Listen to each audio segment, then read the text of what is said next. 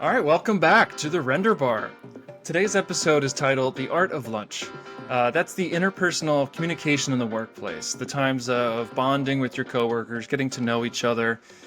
This episode is definitely not about making sandwiches, although we can totally talk about that later. You know, a lot goes into forming relationships with your coworkers, the chit chat, the coffee talk, the hanging out in the kitchen, getting to know one another. And the lunch break is a big part of it. So today, that's what we're going to talk about. My name is Steve Jacks, and with me I have Erika Robbins Hello. and Richard Sanchez. Hi. And I want to know your go-to lunch by the end of this episode, so keep that in mind. So let's start with something like cutting room communication. Richard, what are some positive and negative communication techniques that you've experienced in the past? The thing I think about is I mean it generally comes down to reading the room, but I've found that it's um, as far as cutting room communication, especially if when we're talking about criticizing cuts, I found some people you have to soften the blow before you go into it. And one of the biggest lessons I took was I worked for this editor once, and he was a very good editor and very confident in his own cuts. And it was kind of interesting to see how he would almost retch when I would give him compliments. He didn't want to hear what worked. He really wanted me to tear apart his cut. And so it was really interesting to oh, I really like this. Oh, yeah, that's cool. But what didn't work? Oh, okay, well, let me, and sometimes that's an uncomfortable thing. It's like, oh, okay, you really want me to nickel and dime your cut? I'll do it, Yeah. Erika, what about you? Yeah, definitely reading the room. That's one of the biggest things, but also just being an open and approachable person, just kind of like trying to be honest and just keeping everybody it's very helpful for me working with people who are interested in keeping everybody in the loop and getting ahead of problems and just being, kind of a agreeable person in general is usually pretty helpful. Yeah, that really goes a long way when you're able to kind of be approachable and kind of easily get along with people, makes people want to Yeah. talk to you, and even be able to just, especially when it comes to the downtime, to want to just pop in your room and say hello or Yeah. things like Yeah. that. Just be friendly, like even if you don't always have to be talking work, just say hello before you dive into the nitty-gritty of what's Yeah. happening. I've certainly had experiences where an editor only comes in to talk shop and only it's right straight to the work. It's not Mhm. even a good morning, how was your day or how was your night? It's straight to the work talk. And something that happens to me, I notice sometimes in on certain jobs I've had where you're sitting down for lunch, but you want to not talk about work, but certain people only can talk about work. And we'll get to that in a little later. But those are things I've noticed that whenever you are able to just have that little chit chat, get to know each other in those little moments, I think is really important. And especially as we work with these people, we work with each other, 10, 12, maybe 14 hours a day, a lot more than our families. So it's really important to be able to have that positive communication to keep things light and to keep things moving, I think. Um, so have you guys experienced giving and receiving criticism when it You comes to when it comes to say maybe you're asked to watch down something or comment on a cut or comment on some piece of work that someone else is asking you to give your thoughts on? From my perspective, that was kind of one of the things that I learned early on, only because, again, it does partially go back to reading the room, but one of my early experiences was I thought I would be forthcoming in just sharing my thoughts on a cut, and I definitely learned early on not everyone likes candor. I mean, where in a field where candor should be absolutely imperative, we should be able to discuss what is affecting us and what isn't affecting us. Not everyone is open to that, and in some cutting rooms there is a very distinct line of hierarchy. Where of course the director and the editor, they're working in tandem, they're working very closely, and maybe they welcome welcome all suggestions and some truly don't. And, knowing when you are invited to speak, because sometimes it is, like I find for me, oftentimes you go into the room and maybe you're not expecting to be asked an opinion. I find I get very much locked into this idea of they're calling me in because they want me to do something. They're going to say, Richard, I need you to export this cut. I need you to do a comp. But then when they sit me down and say, watch this and tell me what you think, you're like, oh, it's almost like I need to activate a different part of my brain because I'm mentally preparing for something different. And then that is, then it can also become a really interesting political game too, where if your editor and your director are perhaps having a disagreement and one is on one camp and one is in another camp, they're effectively calling you in to be a tiebreaker. And sometimes you don't actually know what what the game is, and I always find I try to like look for non-verbal cues to go like, let me just be aware of what is being asked here, because sometimes what is actually being asked is not what is being verbalized. 100%. Like, tell me what you want to hear, because I'm not really sure how to answer that question. But sometimes being honest in that moment can be really helpful. I think so many times where I've had that same experience, Richard, where, hey, come in here real quick, and you're thinking, I got my pad and paper, I'm ready to do a task, whatever you need, I'll help you out. And then you get in there like, oh, watch this cut. What do you think? I'm like, right, change the brain hat, like take off the hat, put on a new one. But sometimes it's healthy to just say, give me a minute, or let me reframe my mind to be in the right, let me be in the right mind space to give you the right criticism that you're looking for. Because that can take a moment to switch gears there. Yeah, yeah. And you want to be thinking about that too, because when you're being asked to give criticism on something, it's generally, I find, helpful to not just be like, here's what's wrong with it, but maybe have like some kind of like solution, or something helpful to give in the criticism, if that makes sense. You want to feel like you're actually providing them good feedback. And you kind of want to feel like you are someone who can give good feedback. Yeah, and can be helpful and not just pointing out all the problems. Yeah. Or have you ever been in the situation where they ask you to watch two different versions of one scene, and because you're approaching it fresh, you don't know that the only difference is two shots, and because they've been scrutinizing these two shots to death, to them it's the biggest thing in the world, and I always hate going, I don't know what the difference was. Yeah. Oh yeah, that's definitely happened to me. And then have you and Erika, in that example or that memory you're having, is that something where you felt like you were afraid to be honest about that? About saying like, I don't know the difference? Because I certainly have been in that position where I'm like, I guess in the scenarios I've been in, it was not so like I was in a place where I felt like I could be honest and be like, I don't see a difference between those two. I'm sorry. That's good. But I could definitely see it being a little more intimidating depending on who is asking you. But I think there's also something freeing about knowing how your honesty, even if your honesty is illuminating the fact that it didn't make a difference, is important, because then That's it can true. turn it, like, you've been harping on this and, you showed me these two differences, and I say, it really didn't make a critical difference to me. So if you want to do it, do it. But if the issue is, does it change the story? I mean, that's a valid answer as well. But it's easy to fall into the trap of like, I'm going to sound stupid if I tell them there's no difference. But the fact of the matter is that can be something they need to hear, is like, you can spend another 2 days working on these two shots. You could probably spend those better. Yeah. Well, the truth is most people watching it aren't going to be watching this dailies over and over again. They're going to see it for the first time. And if you're seeing it for the first time and you don't see a difference, that's going to be most people's reaction. And that's a good point, because as the audience, you're kind of the audience in that moment, seeing it for the first time, that one time. Yeah.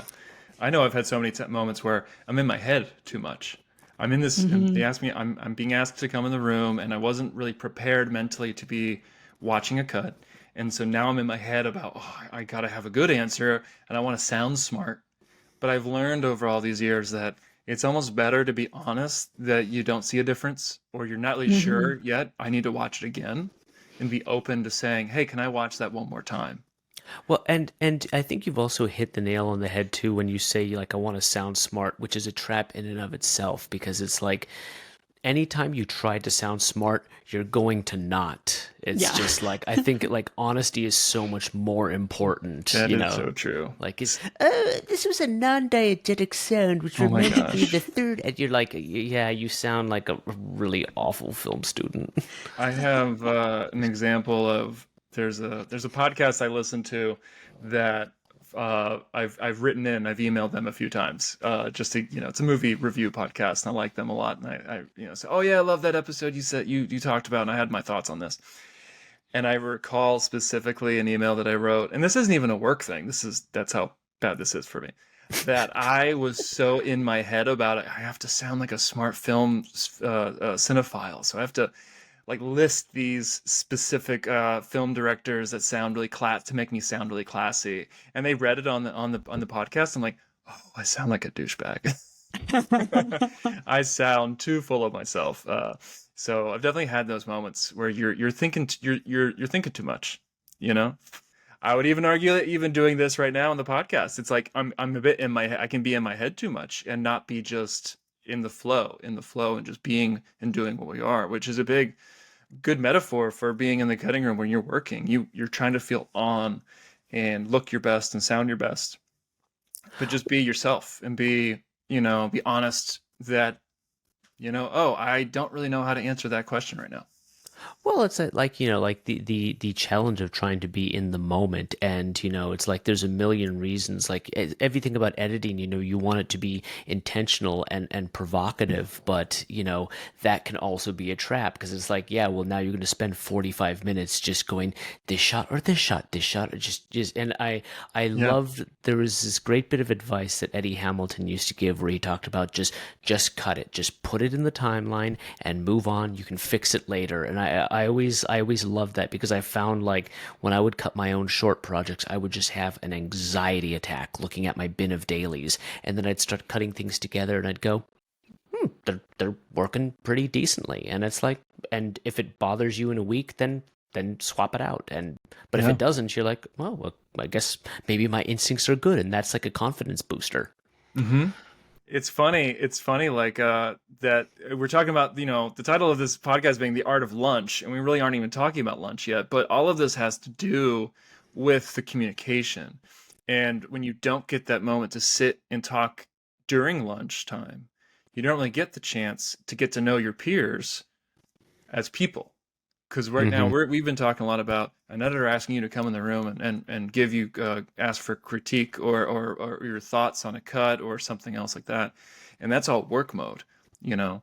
And so part of this is to discuss how we can actually get to know each other in the downtimes as well, and that the more you do, the more you're open to that, the more you're able to be more in the moment in the cutting room when they are asking you your feedback, because by then you are starting to get to know each other better, and it isn't like, oh, I got to look good or I don't want to say the wrong thing, because now it's you're just two people, who've been having, salads a lot every day and talking about the weather and the news and pop culture and topics like that. So, it's great to voice our opinions and show that kind of gumption. But what about the times whenever you need to keep your mouth shut? Erica, have you ever had a moment when you were like, I need to keep a lid on it right now. I really shouldn't say anything. Um, I tend to be a more quiet person and I do a lot of listening. So it doesn't happen to me very often. There is a time like early on in my career when I noticed something in the cut that I was like factually inaccurate, and I mentioned, like, I didn't, I just mentioned it to the AE, and I was like, oh, I just noticed this. Was like, I'm gonna let him bump it up the line, and I just kept noticing that like it wasn't getting addressed over time, and so I maybe brought it up a few too many times, and I kind of got a talking to about like, sometimes it's not your show, like you just gotta like just let it go. So I've definitely like now gotten to the point where I'm like, okay, I bring it up once to whoever is appropriate to bring it up to. let them decide if they want to bump it up the chain. And if they don't, I'm sure there's a reason for that. But it's definitely a lesson you have to learn of when to definitely there are things that you should mention sometimes, but mention it once and then let it go. And it's someone else's decision, you know? Richard, what about you? Well, I have a situation that happened to me once where I was working on a film, and one of the supervisors asked me to prep something. So we had several editors on this project, and I was asked to prep something, and I handed it off to an editor, and I had told them we need to make a selection because we need to pull this for a shot, for a visual effect shot, and nothing was selected. And so we had a meeting with the whole team, and in the meeting there was no selection made, and they framed it in a way that made it look like I didn't hand it off. And it was one of those situations where I started to get chewed out in the middle of this meeting, and the director was there, and the three editors, including the one I had prepped this for, was there, and I was looking at them trying to give them a visual communication as to, remember, I gave that to you. I didn't want to call them out in the meeting because I didn't think that would have been appropriate, nor did I really want to be a defiant, I did what was asked of me, Right. but in the moment I got chewed out pretty good in front of everyone, and I took it, and in the end I had two people ask me, did you get that note? And I wrote the note down while thinking to myself, I got the note, and I got it 2 days ago when I did it. Mm. And, it's just kind of one of those things where, again, it's would I wouldn't have been wrong if I would have said, I did this for you, but the timing and the optics would have been terrible. So I took it. I was pretty upset, and then I addressed it with my editor. I said, "Hey, remember I handed that off to you," and they got it done. But then I went around to the other people because there was people in that meeting that as a matter of sort of standing up for myself, I was like, I just need you to know this wasn't me being incompetent. I prepped this.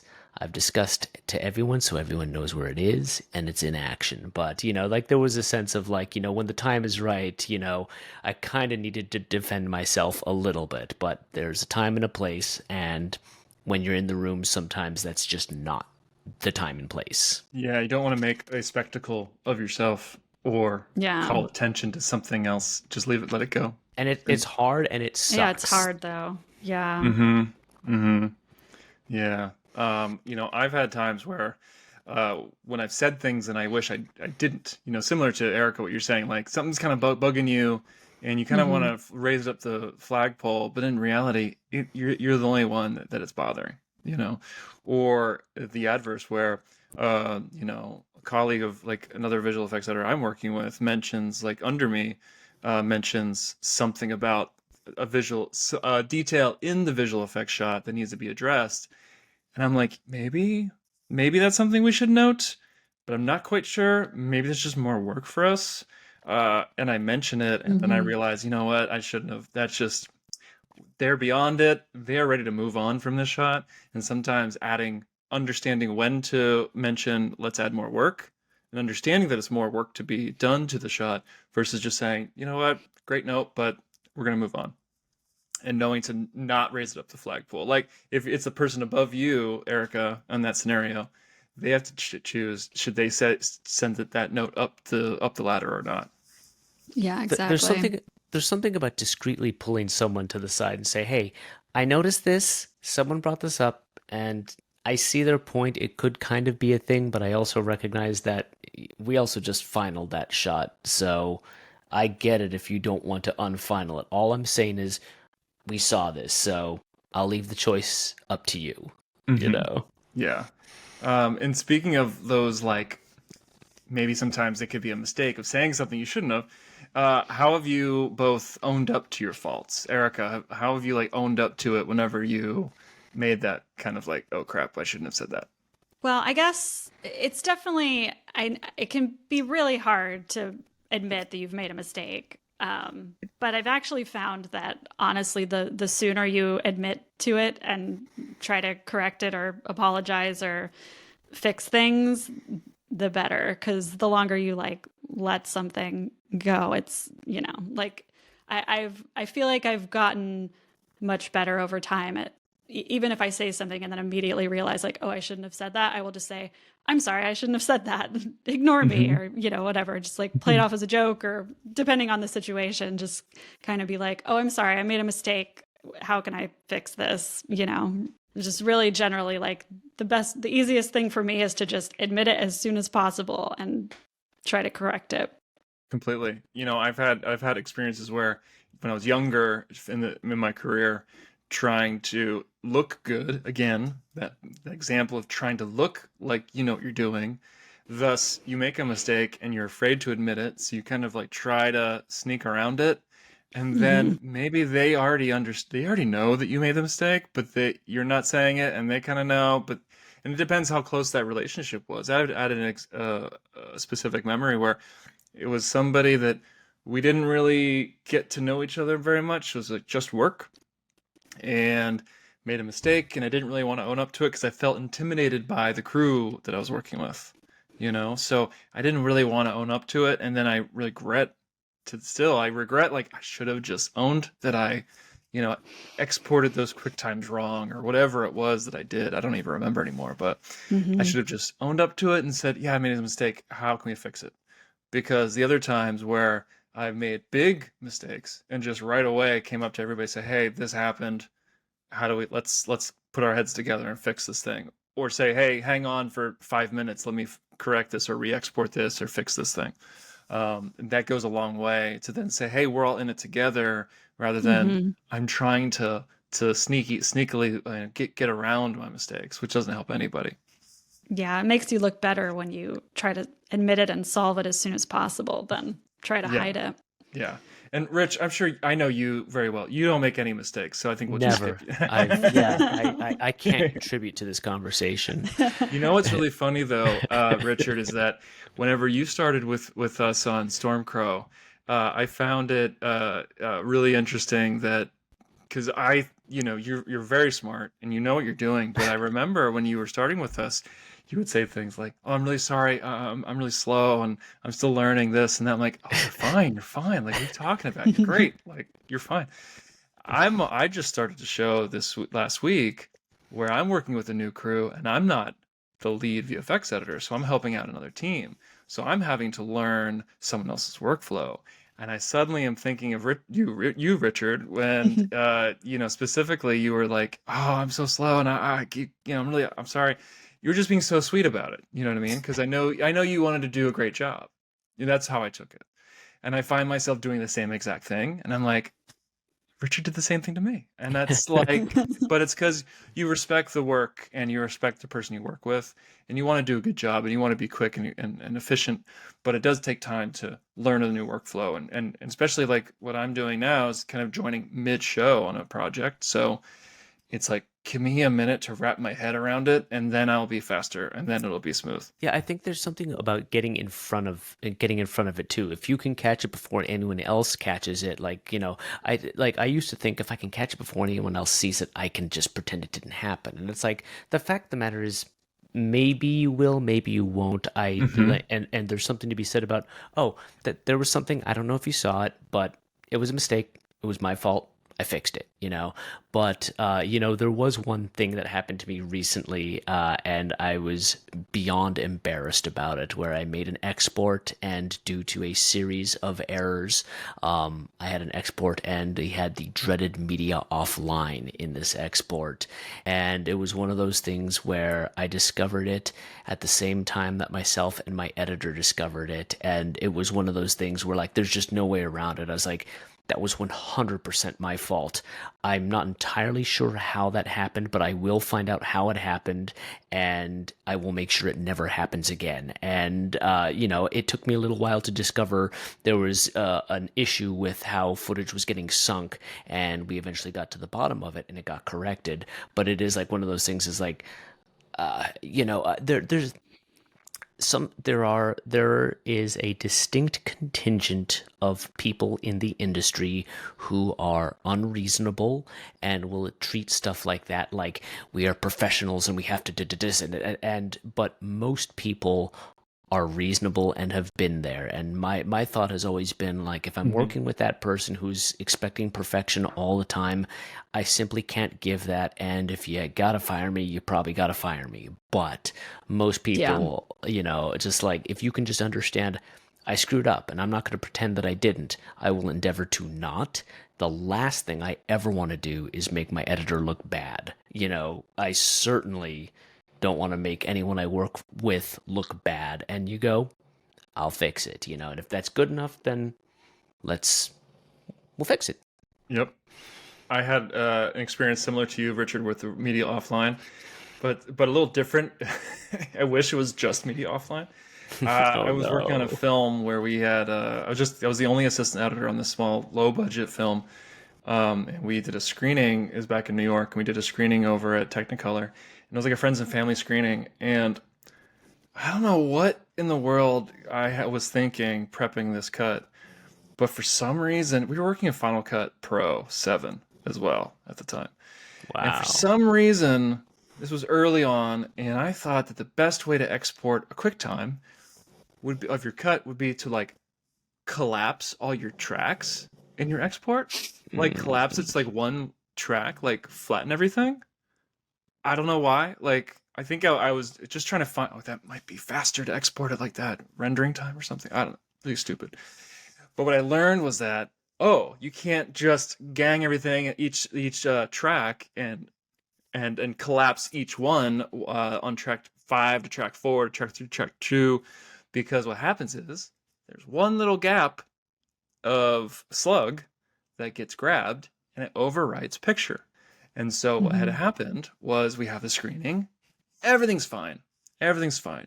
Then it comes to the final scene where your hero is having a meltdown in the bathroom of his hotel, and he's like a drug user, and he just like gave himself another hit, and he's like crying, and suddenly it cuts to black for like 5 seconds, and everyone and the audience doesn't know anything, and Hmm. the picture comes back up and the scene continues, the audio's still there, and so the audience has no idea because they don't know anything, but unless it's obvious, maybe it was a couple seconds, but the funniest part though is our director right in the middle of the screening in that moment of black says, I think he went. It comes up. It goes black. He goes, "Oh shit!" And Oh then no. back to the thing, and I was like, blood rushed everywhere. I'm like Oh tingling yeah. everywhere. I'm like sweating. Like all the sweat went from nothing to like all over my face as I'm in the back of that. I'm like, and I had to say like right afterward, I did the same thing. I'm like, that was me. That was me. I'm so sorry. Like I don't know what happened, but I'll find out what happened. It will never happen again. So example of owning up to it. And in the end, again, it's like it wasn't the end of the. I mean, it's not. We shouldn't do that thing. That should not happen. We should be checking Hmm. it and making sure it's all good before it goes out. That was a young, naive mistake early in my career. But you know what? It's never happened again. You know what I mean? Hmm. Because now I know. Oh, watch it down, check it, scrub through, make sure everything's good. But yeah, you own up to it right away, and then they're like everyone, knowing that the screening, everybody was happy with the film, and so then it didn't really matter. You know what I mean? But if it was a if the screening didn't go well, that wouldn't have helped. So yeah, that's owning up to your mistakes as they happen is always good advice to go by. That leads to a good question about how to effectively communicate with your fellow worker when we're talking about owning up to our faults and admitting our wrongs. That leads to how to communicate with your fellow worker. What like interpersonal communication skills do you find works best in the cutting room? Any like do you have any like go-to things like you like to make a joke, or you like to talk about current events like or something? Is there anything that you kind of like?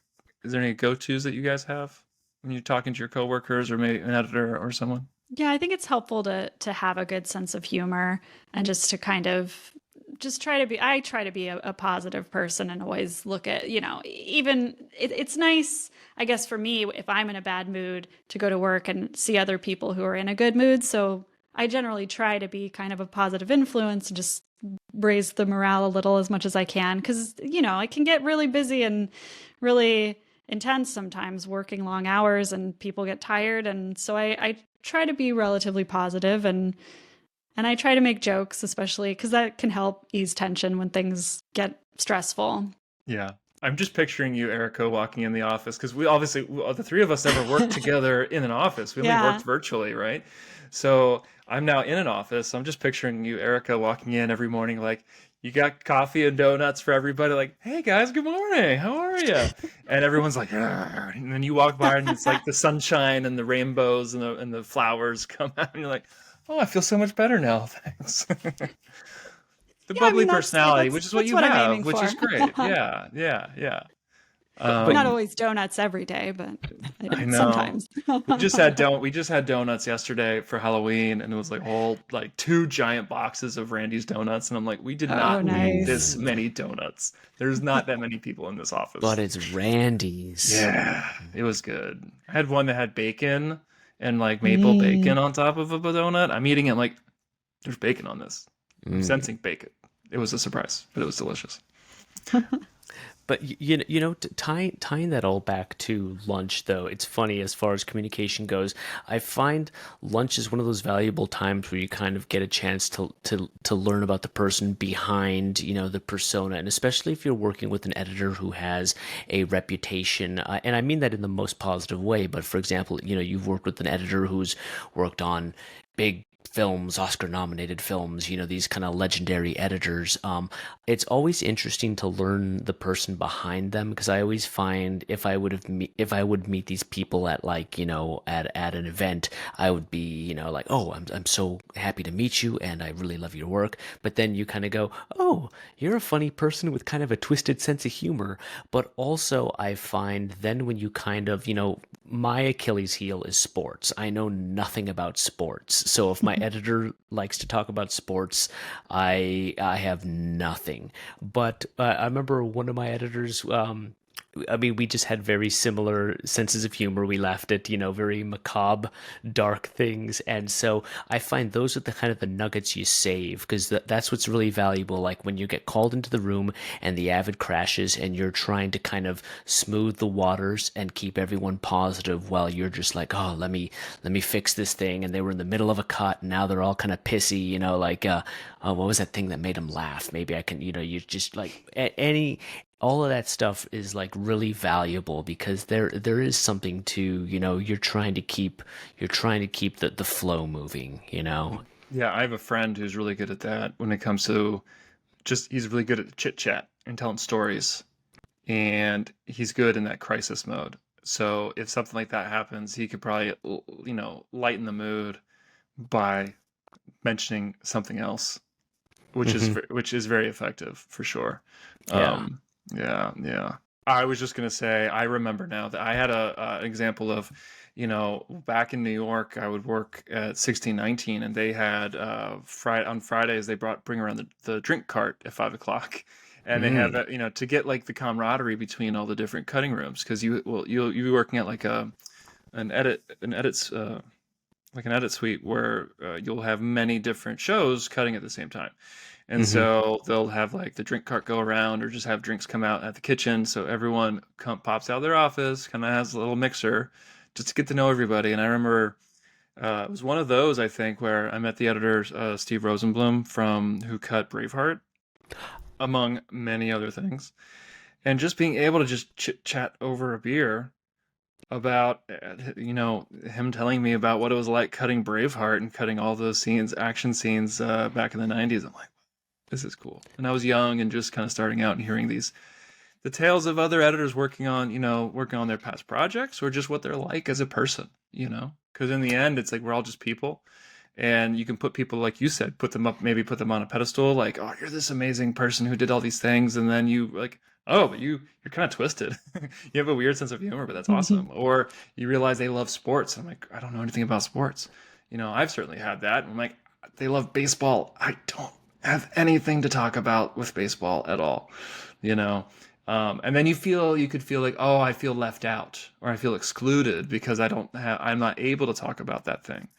but it's kind of finding what is the thing that you have in common to bring those things up again. And it's okay that you don't have everything in common. I've had that where I feel like, oh, I should, especially in the lunchroom, getting back to the lunch, Mhm. where you're getting to know everybody and it works one day, it's great. The next day, I feel like I have nothing to contribute to this conversation. And I feel like everyone's talking about something that I cannot relate to.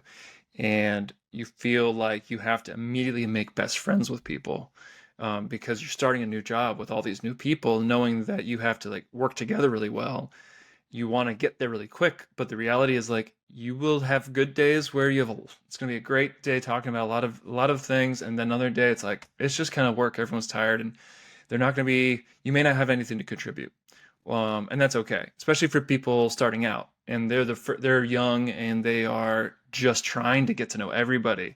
When everybody has all this experience and everybody knows everybody else, but you don't know anyone, and you don't have many contacts, and you are I just want to look, I want to fit in and all that stuff. And it's okay because you'll get there, and there will be points when you will have something in common with somebody else. And then it's going to be great.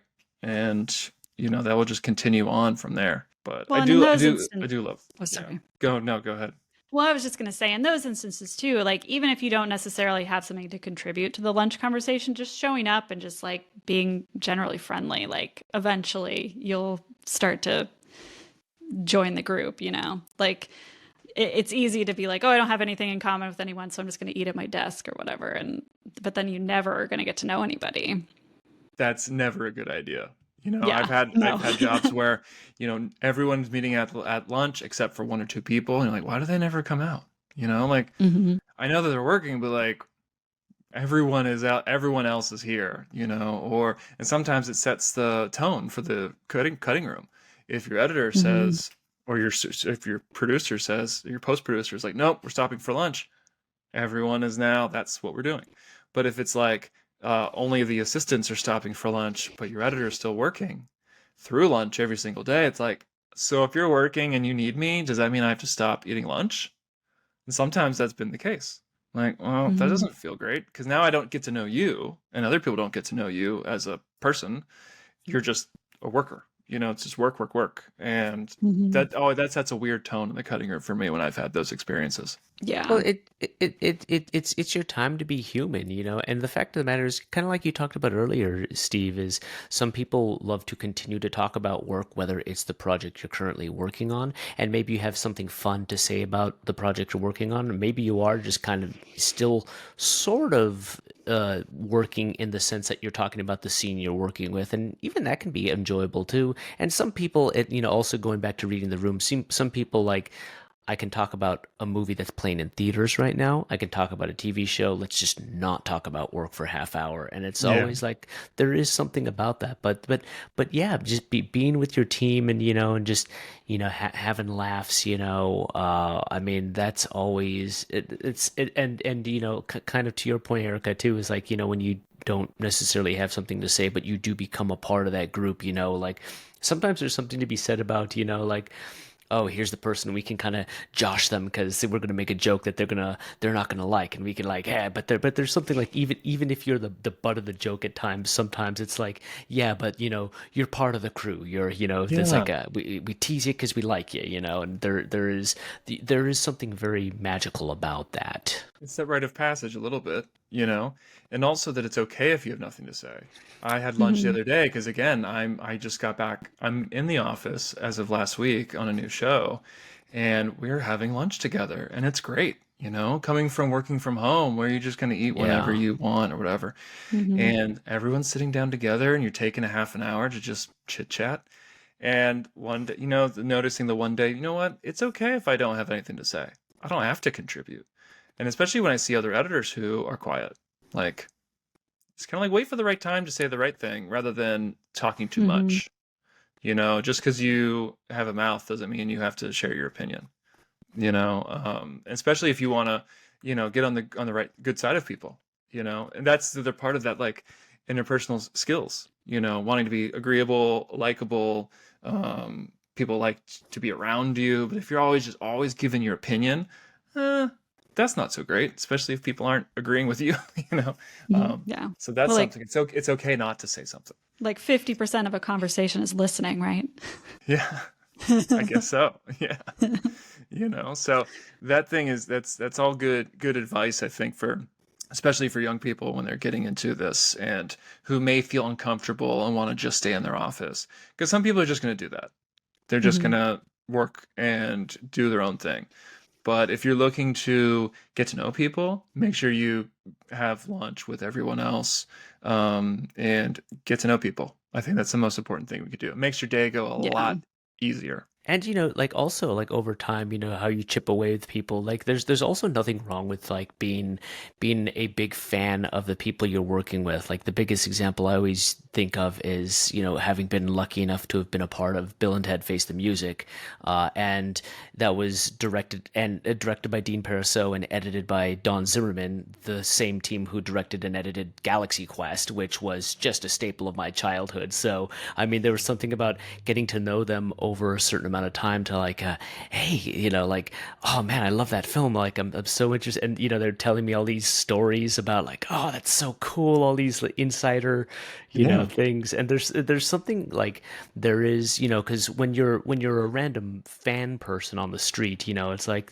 people will generally be pretty nice, but there's something exciting about that too. Like you've gotten an inside track and, like, and again, some people don't want to talk about themselves and some people will talk about themselves you know for days, and that's kind of also kind of cool too because there's some great stories to be heard. Definitely. Hmm. So do you find any taboo topics that you wouldn't discuss at work or wouldn't discuss while eating?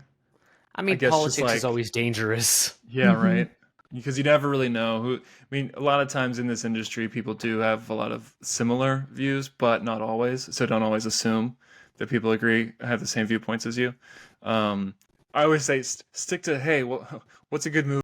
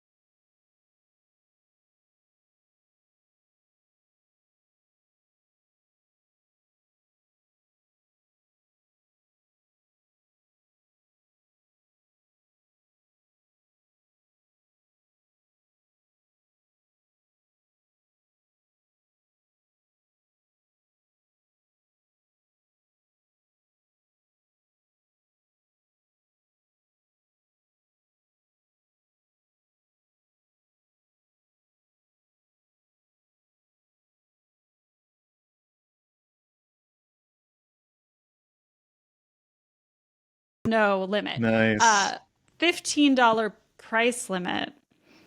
Hmm.